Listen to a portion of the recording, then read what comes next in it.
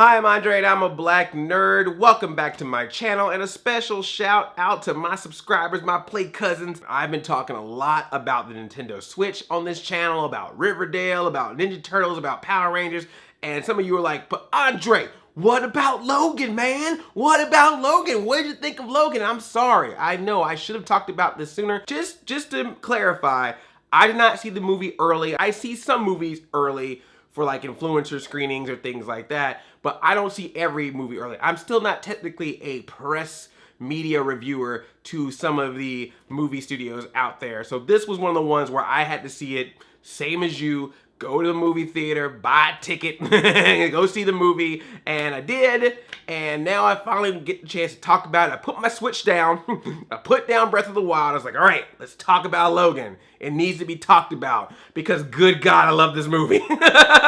Oh man, this movie was really, really good. I knew at the very least it was gonna be different from the X-Men movies I've seen before, but I really enjoyed it for that. The thing I like about Logan is the same thing that I like about the Lego Batman movie, and it's the same thing I like about Deadpool.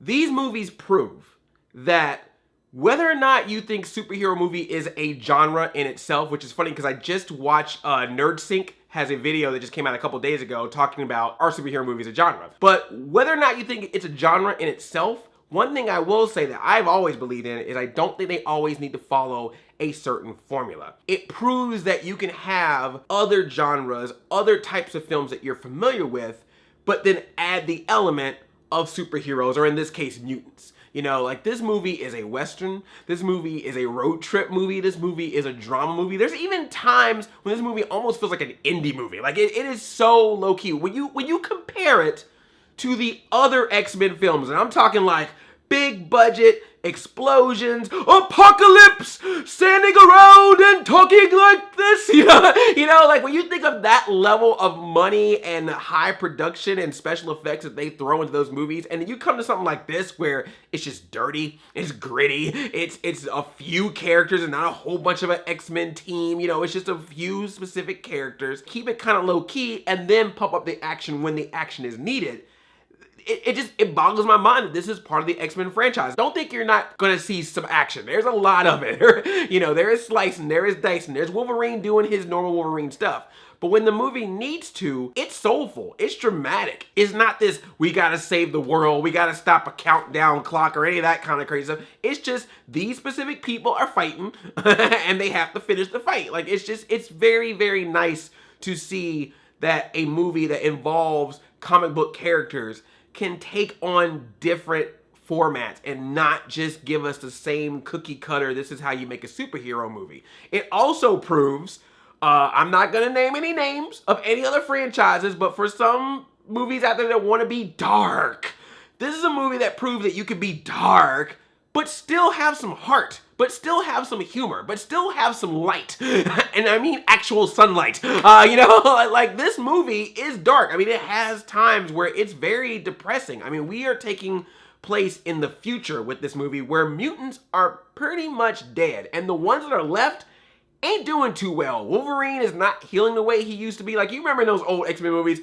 a bullet would hit him and it would just be like, bloop, it just fall out like, oh, Wolverine, never mind. You know, where this time the bullet is in there and he's got to actually like pull it out. His adamantium claws are getting like tainted, or, you know, they're causing him to get sick. You know, there's a lot of stuff that's going on. He's drunk. You know, he's got a bad job. Like, he's not doing well for the Wolverine that has saved our world several times in past X-Men movies. And then you get to Professor X and it's like, oh my gosh. I mean, this was the guy that was the source of reason. That was a person that was fighting so hard for mutants and humans to live together in perfect harmony. And you see him in this movie and he's 90 years old.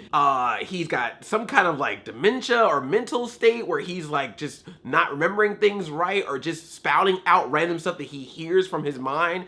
And, you know, if you think about it, if it's already bad enough being an old person who's having issues with their mind, imagine being a person who's old and having issues with your mind and you also can read other minds. Like, that's not a good thing. And they get into that with this movie. If you're a person that grew up with these X-Men movies or you watch all these X-Men movies and you have a history with these characters, there's parts where it gets really emotional. I mean, there are times when Patrick Stewart says things to Professor X and you're like, oh, Charles, and it's funny because, oh, it's an old man saying crazy stuff. But then there's times when you listen to him and you're just like, oh, this kind of hurts. And, you know, this kind of feels like my uncle or grandpa or older relative that you can see is now kind of breaking apart, you know? So that's pretty touching. There are some moments in here that made me very sad, that made me like, oh my gosh. I mean, you know, I was pushing him back. I was like, don't you do it, Andre.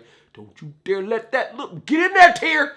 Get in there! We ain't doing this today. Also, this movie's rated R. Do not bring your kids. Let me make that very clear. If you've been growing your kids up on them other X-Men movies, you're like, oh yeah, the kids will be fine. Nope.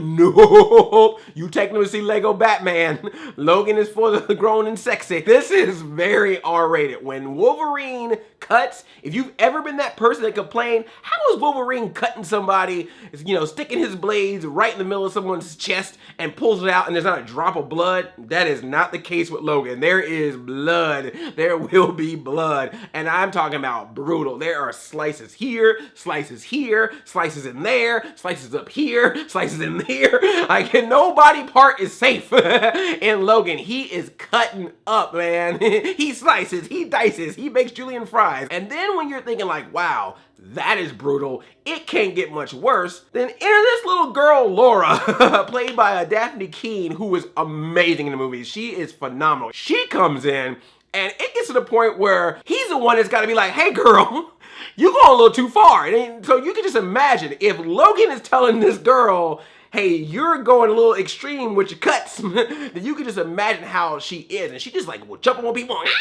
and it's, oh man, it's great. And yeah, if you are familiar at all with X-23, clearly that's what this is based on. I think they even reference her as X-23 at some point in the movie. Yeah, man, she was just great. And just the relationship between her, Logan, and Professor X, it was just nice, particularly when you see them on the road trying to get themselves to safety, which, okay, so the movie, I don't know if this is giving away too much. I mean, people have probably seen it by now, so I don't not to be worried too much about spoilers. But, you know, this whole, like, certain people who are different from other people have to try to get from one part of the country to another part of the country to be safe. I was like, huh, all right. That's interesting. I don't know how I can relate that to anything that happened in the past or now. It was very contained. You know, the bad guys are the bad guys for these characters at this time, you know, and the story behind what they did that led to even the creation of something like Laura in this movie, like X-23 in this movie. It's very intriguing. There's an element, there's something that happens in the movie. There's an adversary that Logan has to fight, which was very much like, oh, that old thing. We've seen that before. It was something I thought was gonna end up being kind of tropish, but it actually ended up being very interesting and even led to even some more drama in the movie. But I tell you, man, I don't know if this is a spoiler or whatever, but I'm just saying, if you are not Logan, Professor X, or Laura in this movie, I'm just gonna be counting down the clock of your screen time. That's all I'm saying. People who are not the main characters don't seem to last too long in this movie. You a henchman? Nice knowing you, buddy. Call your wife and kids. It's very intense. It's very rated R, but it's rated R when needed. Like, it's not always trying to throw out a curse word. It's not always trying to throw out, you know, bloody violence. I mean, there is a couple of gratuitous things every now and then. You know, you will see some random boobs because, but hey, we saw Hugh Jackman's butt in Days of Future Past, so, you know, win-win. But mostly it's done when it's needed to be done, and that is totally fine. And I think having that freedom to not worry about that, they didn't try to exploit that too much. They just left it as like, okay, well, that's something we can do. We don't have to worry about that. Let's just make a decent movie, and the movie did so. It's really, really good. If there was really one complaint I would have, I would say, like, maybe it could have been a little bit shorter, but then I can't think of necessarily what I would want to cut out of it. Maybe like some of the slicing and dicing could have been cut back just because, you know, after a while, it's like, you've seen it. But yeah, I think overall, I just really really just enjoyed this movie. The only thing I really had problems with was nothing to do with the movie. It was with the freaking audience. There was this couple that was like 2 rows back from me that thought they were whispering. You know, you ever met people like that where they're whispering, but you are not whispering. If you are talking and you sound like this when you're talking, that's not whispering. That's just talking with a weird voice out loud. So other than that, I was good. Also, make sure you go see the movie early. Like, don't be late, because you probably already know what happens beforehand, because it already got leaked and then they got officially released. But a certain someone has a certain trailer that actually plays with the movie instead of just being one of your sneak preview trailers. So make sure you get there early, because if you don't, you know, you'll be dead inside for not seeing the pool of stuff that comes out before the actual movie of Logan when you see it in theaters. Fox, man, I don't know what, maybe they learned something from Fantastic Four. Maybe Fox themselves were like, you know what, maybe we interfered too much, we made some mistakes, let's let these people do what they need to do and not interfere so much. And then they got Deadpool and Logan back to back doing it. Fox, I'm just saying, this might be your future. You know, I was all about give X-Men back to Marvel, let Marvel have it. But I don't know, if you keep making movies like this, then you keep that X-Men, because maybe you coming up with something good. I'm hearing good things. I haven't seen it yet. I'm sorry, you know me and TV, but I hear good things about Legion. So, you know, maybe you good. Maybe you okay. But if that next X-Men First Class group come in with something like Apocalypse, I'm gonna be like, all right, let's discuss. Let's talk right now, Fox. But good job with that. Yes, Logan, thumbs up all around. If you saw the movie, let me know what you thought about it. And do you think Fox has found their voice, has found their way of being different, and have a way of now knowing how to do superhero films from now on? Do more like this. Not necessarily this style every time, but just a way to have, like, we're gonna have the more grown up version of superhero movies in different styles. I think you got something there. Just throwing that out there. Go for it, Fox. Don't mess up no more. Thank you very much for watching. If you are new here, please subscribe. Talk about movies a lot on this channel, as well as many other random things. So if you like nerdy stuff, if you like hearing what I'm interested in, then make sure you're subscribed, and also ring that bell so you be notified of future videos that I make, and be the first to be able to leave your comments down.